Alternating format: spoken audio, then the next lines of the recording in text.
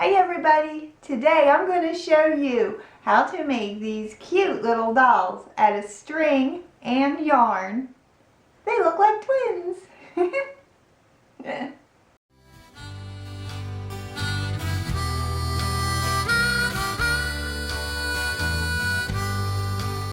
A few weeks ago, Pravdeep Pabla, one of my subscribers, had given me a challenge. And she asked me to come up with a craft that kids could do without their parents and not use a hot glue gun. My first craft was something that kids like to do nowadays. And the second craft, which is this one, is something that I used to like to do when I was a kid. And if you use your imagination, you could come up with lots of doll ideas. And here is an angel that I made. Looks like me. I think they would make great gifts too. You could make one that looks like your best friend, and you can have one that looks like you, and you can give your best friend one. In order to do this project, you will need string or yarn. You can make your doll any size you want. I made mine 5 inches. I used a piece of cardboard, but a book works too. You could use beads or buttons for the eyes, and I used a pair of scissors. I used tacky glue to glue the eyes and the mouth on. You could use a tissue or cotton balls to stuff the head with. A needle and thread for the clothes. I used an old t-shirt and a piece of scrap material for the clothes. Now you get your yarn or your string and you wrap it around your cardboard or your book. When I think it's about as thick as I would like it to be, I stop wrapping and then I cut along the edge of the cardboard like this. I take my threads and I lay them flat on the table like this. When I'm using string, I always use 3 pieces of string in order to tie my doll. The string is not thick enough to tie your doll tightly. You don't have to do this with the yarn because the yarn is thick enough that it won't break. I take these 3 strings and I put them halfway underneath of the pile of thread that I have laying on the table. I then tightly tie 3 knots to make sure it doesn't come undone. Now I wrap the hair the same exact way, but I don't have to wrap it as many times as I did the body. I follow the same exact steps for the hair as I did the body.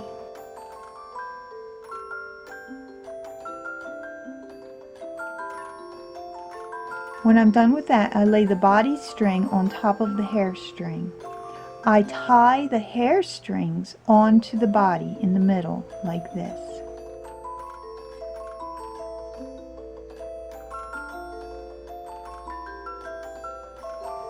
I use a cotton ball to make the head.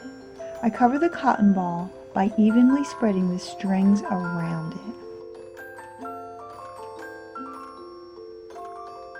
Then I use 3 more threads to tie the head at the bottom of the cotton ball. I make 2 arms about the same size. The arms will be shorter than the legs. I use 3 strings to tie one arm, and then I make sure the other arm is about the same size as the first arm. Then I evenly cut the hands.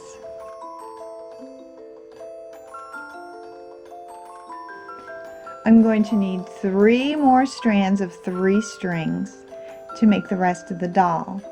I'll tie the first strand at the waist. I evenly separate the threads on the bottom to make 2 legs. Then I tie the feet. Then I cut the feet evenly.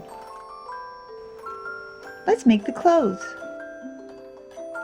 Now I'm going to make a pattern. I get a piece of paper and I lay it underneath of the doll. I get a pencil and then I start tracing about the size that I want my clothes to be that go on my doll. I always make it a little bit bigger than the doll is. This is just an estimation. You don't have to look for perfection. When I lift the doll up off of the paper and I see my pattern, I fix my pattern. Then I cut the pattern out. I fold my material in half and lay the pattern on top.